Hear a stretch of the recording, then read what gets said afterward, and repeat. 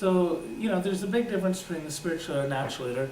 And I like the way that Oswald Sanders talks about this. Now, Oswald Sanders was basically a missionary through Overseas Mission Fellowship, OMF. And he wrote a lot of books about spiritual leadership, but one entitled Spiritual Leadership. He talks about everything about a spiritual leader, and he contrasts it with the natural leader. It's a big part of that book, and it's a short little book, easy to read, though the English is 1940 English, and the English itself is outdated, but the characteristics of what motivates a spiritual leader, it's all there. And in this paragraph, I kind of captured that contrast there. Now, it brings godly unity, which is, what is godly unity? We have to talk about that. Okay. And it brings godly unity. Personal ambition, confidence in self and others, Methodist again. I kind of dropped that in the wrong place. But godly unity, it is God's truth that we serve one master. And so we value glorifying God more than success. So it's always rooted in truth. It's always rooted in what God wants. And so we are to not only want it in our intimate relationship with God, but we are to pursue it in our leadership roles, in our life and in our leadership roles. So I'm going to jump into the biblical examples. David's pursuit of righteousness. Now, you notice I didn't write any Bible verses down. Okay, so everything you read about David in the Samuels, in the Chronicles, and one other big book, Psalms. the Psalms. He wrote a lot of them. All of these, he has a big theme of God's righteousness and his relationship with God in righteousness. So perhaps one reason many of David's Psalms, they talked about God's righteousness, is because he was in pursuit of God's righteousness. David's passion to pursue God's heart fostered a communion between him and God, so powerful that the very words of their conversations still inspire millions of people seeking after God's heart themselves. The content in the book of Psalms should inspire today's Christian leader to pursue God's righteousness in much of the same way as David. And so these expressions of worship that David had was out of his pursuit of that relationship. And so if you've ever been blessed by the Psalms, it's because someone like David was pursuing God, and it became outward, and you and I are beneficiaries of that in that book. And likewise, when we are in pursuit of God, our outward expression will also follow. The second example is Paul's pursuit of righteousness. And somebody read Philippians 3, 7 through 11. This is a very common passage, that's why I chose it. Oh, Philippians. It's a familiar book. Yeah. We studied it, that's why. Oh. I think that passage remember. All right. Philippians 3, 7 to 11. 7. Here. But whatever gain I had, I counted as loss for the sake of Christ. Indeed, I count everything as loss, because of the surpassing worth of knowing Christ Jesus my Lord. For his sake I have suffered the loss of all things, and count them rubbish, in order that I may gain Christ, and be found in him, not having a righteousness of my own, that comes from the law, but that which comes through faith in Christ, the righteousness from God that depends on faith, that I may know him and the power of his resurrection, and share in his sufferings, becoming like him in his death, that by any means possible I may attain the resurrection from the dead. Correct? So Paul testified that whatever was profit, he now considered it lost for what? The sake of Christ. Philippians 3:7. He considered each of his accomplishments and good character to not only be inferior to God, to the righteousness of Christ, but in comparison, how did Paul describe it? As Rubbish. Dung.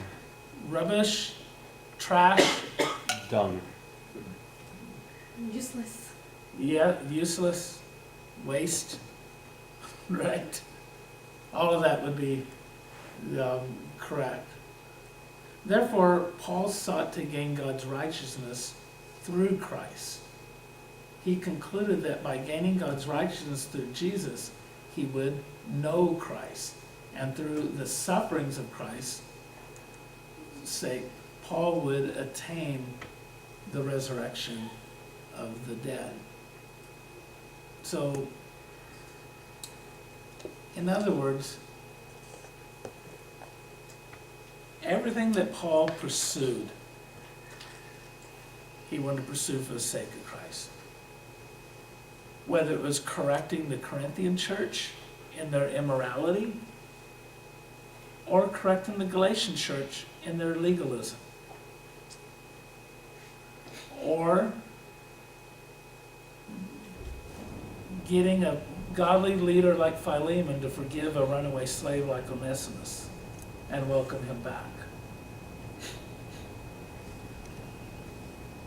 Paul didn't write these things to these churches to just give instruction to them. But it was an outpouring that in his pursuit of God, he was giving these instructions to the church. So when you look back in Acts, Paul was an enemy of God. Christ confronts him. As zealous as he was to try to get rid of Jesus, he became as zealous trying to follow after Jesus.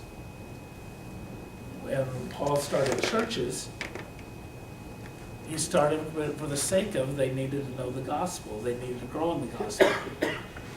For the sake of his instruction, they needed to know how to live in the light of the resurrection. And so, out of his own pursuit of God and his righteousness, his ministry to all these different churches and people was an outflow of that. So that whether it was correcting, whether it was rebuking, whether it was encouraging, whether it was inspiring, all of that was for the sake of knowing God through Jesus and living a resurrected life. That was his pursuit. Third,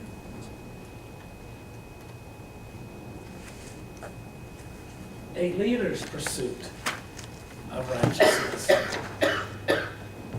Let's look at 1 Timothy 6:11. Read that one out loud. This is a familiar one as well. But as for you, O man of God, flee these things. Pursue righteousness, godliness, faith, love, steadfastness, and gentleness. Okay? In the context of Christian communities, we look for Christ-shaped character in our leaders, since leaders have significant responsibility in shaping the character of our churches and organizations. This is why Paul urges Timothy to flee from the love of money and pursue righteousness, godliness, faith, love, endurance, and gentleness. He explained that these characteristics flow out of one's pursuit of God's righteousness. So what does the word flee mean? Not scratchy you like a dog because of flea? Run away. Run away. Not just run away, but kind of run away. Fast. Yeah.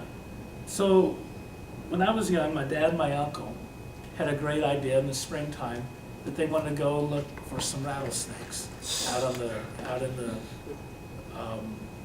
ranch that my uncle had.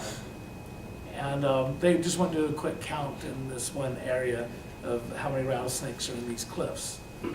I was probably about 14 years old, and I didn't want to go. And they said, "Oh, it's time that you grow up, Tom, and be a man. Come out and count rattlesnakes with us." So they talked a big talk.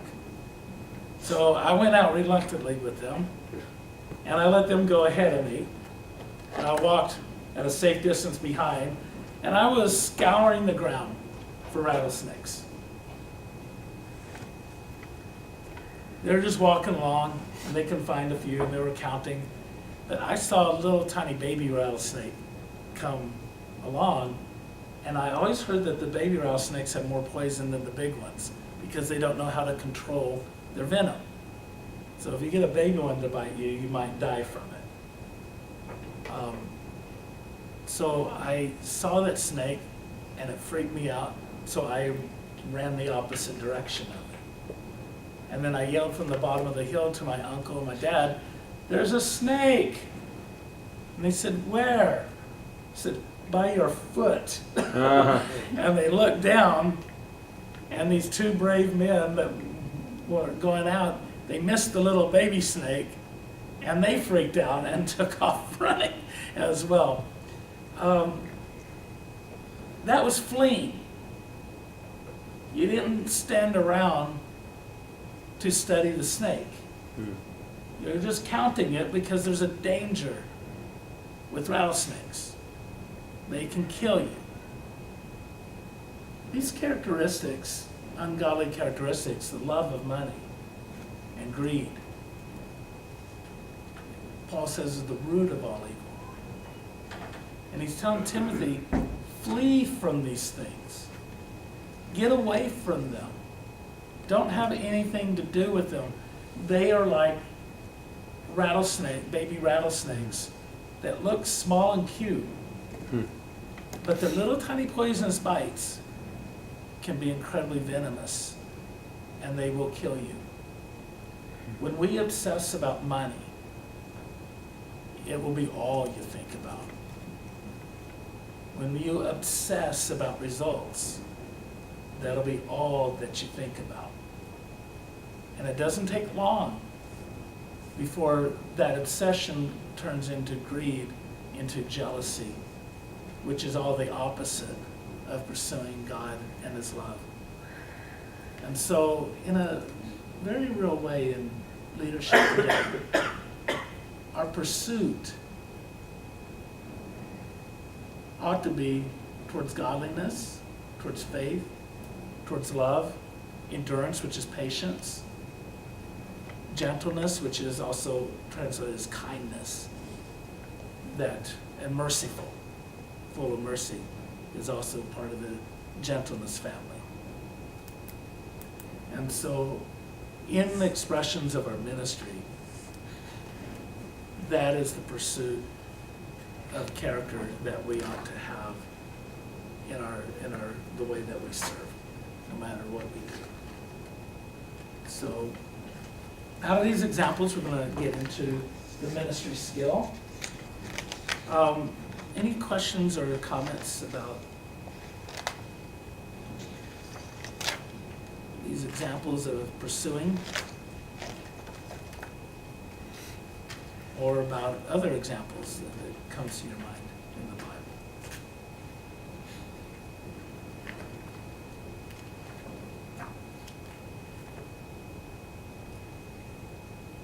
I think with the danger of greed, just recently I was talking to somebody how there's a sermon we heard back in the day saying, like, nobody thinks they're greedy, right? Everyone always thinks that, like, they need the new luxury, they need the new this or the new upgrade of that, and but how easy it is for it to creep into Christian ministry.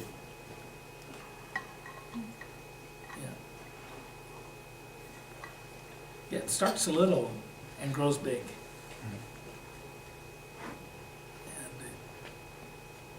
And greed will kill you. It will kill your leadership.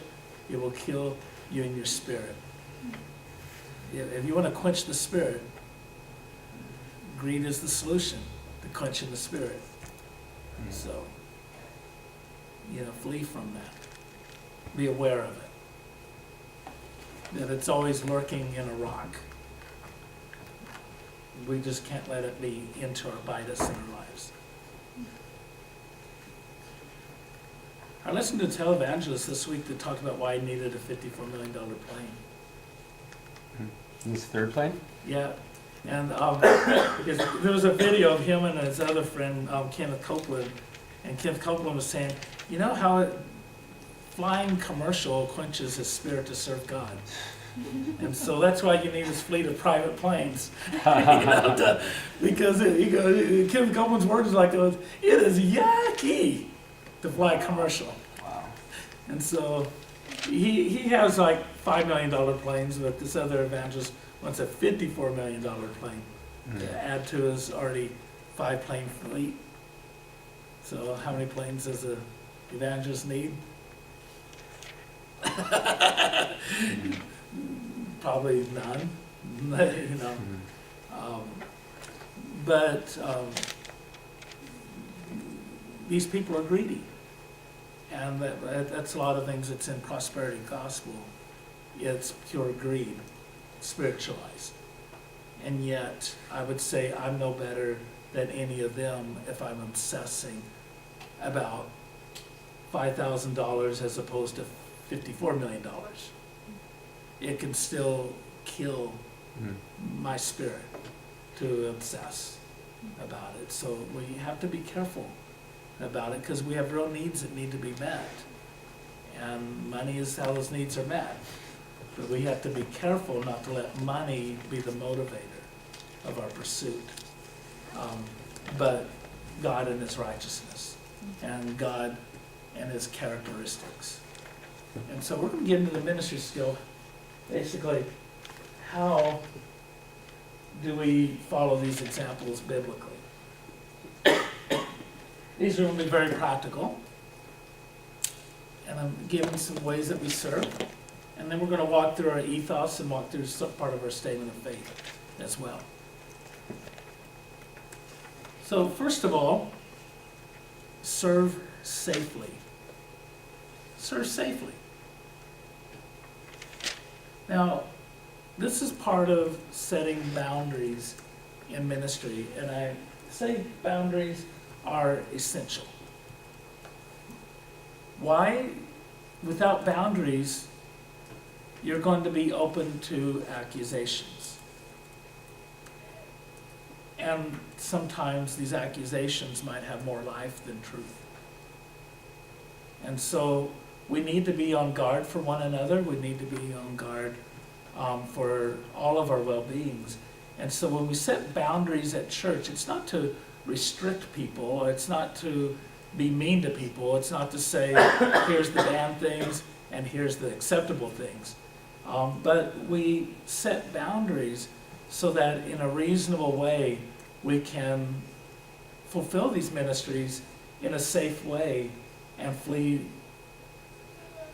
from accusations, flee from safeguard against tendencies of various forms of greed as well, as being able to work in a productive way, in a way that pursues righteousness. So what are some of these boundaries? Well, one is know the scope of I wrote some. Okay, I wrote the scope of what your call is. What is your position? What are the limitations to your authority? So, as a deacon, and pastors, there's things in our bylaws that limits our power. So as a pastor, I can't just determine how the church spends their money, right, Darwin? Well, I can ask, Yes. I can do that, yeah. but you, the treasurer, and the deacon board can tell me, the pastor, no, to writing that check, right?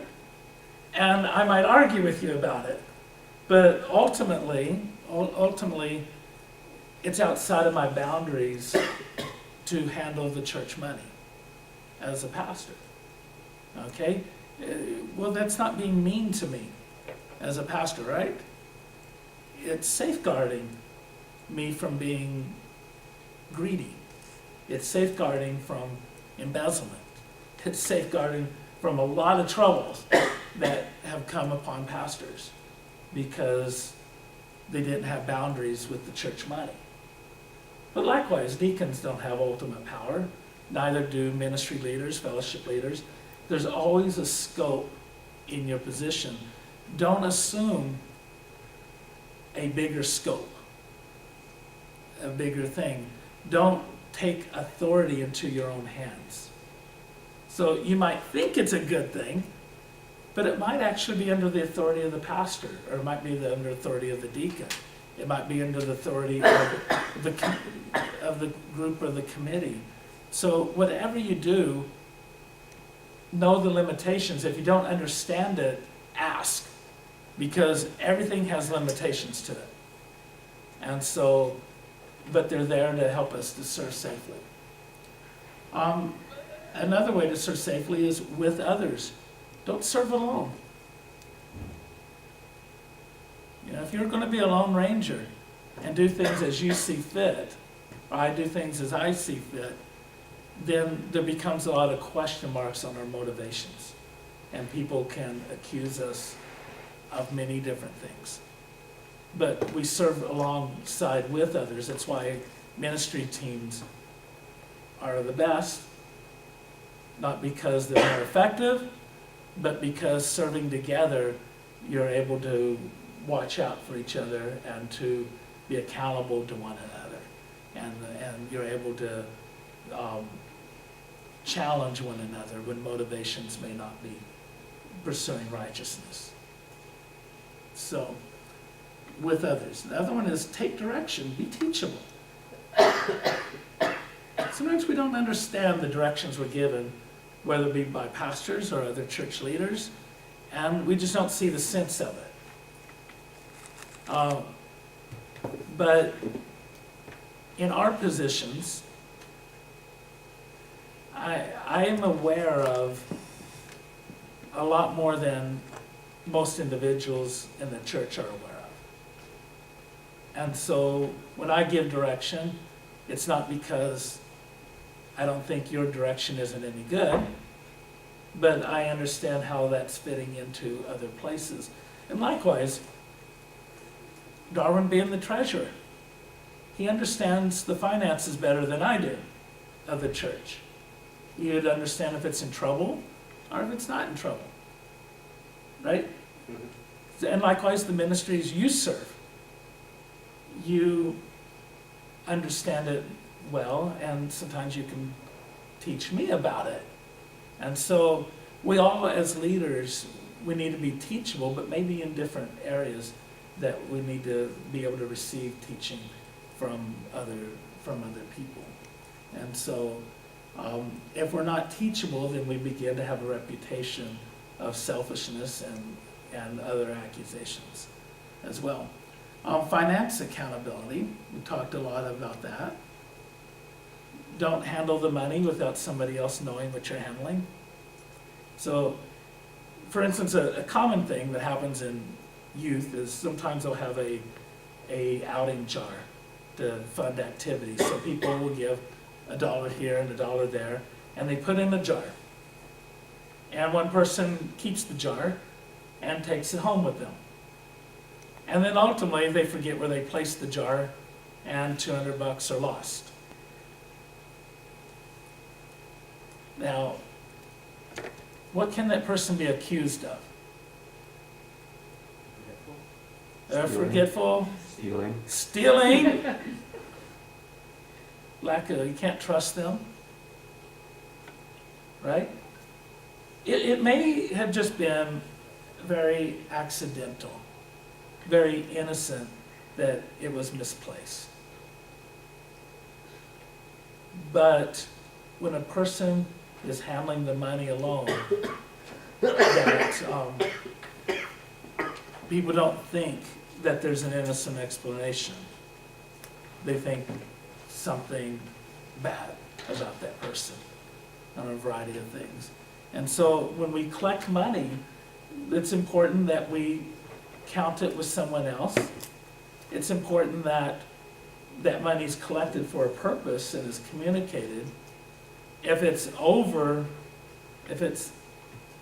in your view, a big amount, then maybe you tell the treasurer, hey, I'm collecting for blah, blah, blah, and I collected $800, and here it is, and I'm gonna give that $800 be collected for Open Door, so we're taking it directly to Open Door, and they make acknowledgement they received that 800, and then we let our treasurer know. He doesn't need to know that for all the books, but just having somebody kind of know that we collected cash, we gave the cash, they received the cash, and if anybody accused, then there's witnesses of saying, no, it was collected for a purpose, it was taken for a purpose, and it was given for a purpose, and received. So, financial accountability. Procedures and processes. The way that we do things is that there's always a procedure, there's always a process. Whether it's reimbursements or subsidies, which we've done a lot about. But one of the examples that I give is I have an education subsidy that the church gives to me every year. It's $1,000. I can use it for classes, I can use it for workshops, seminars, retreats, a variety of different things. However, I can't use it as my discretion. There's like 4 or 5 purposes that it has to fit. You know, some of it has to be that it needs to be useful for the church. It needs to be useful for my growth. It needs to be, and there's some things, so whether I'm taking a class or going to a workshop or seminar, if it's not useful for Hosanna at this current time in my pastoral leadership, it's not being reimbursed to me. It's not being subsidized. It doesn't qualify. And so some things that I've done for education for myself hasn't been subsidized. Other things have, because it fit the purpose. So in everything, even though it might be granted, there's always a process, there's always a procedure, there's always a limitation. So don't think there's nothing. It may not be well communicated, you may not know it. But we always ask. The last one is the EFCC Statement of Faith and Character, Calling, and Ethos. Also helps to serve in that way. We'll talk about it in just a little bit. Any questions about these so far? What's the last one? Me? Oh, that's the one I just added at the last minute. I didn't put that in my notes. This is a biggie. No advice through written communication. So somebody says, hey, I'm having a bunch of problems, and what do you think I should do? And you write, do 1, 2, and 3, and they go out and do 1, 2, 3, and something bad happens. Their problem gets worse. Or even worse yet, somebody says, I'm so depressed and thinking about ending my life. And you go, stop, pray, get rid of that thought. You just write down something that simple. Not bad. But what if that person goes ahead and kills themselves?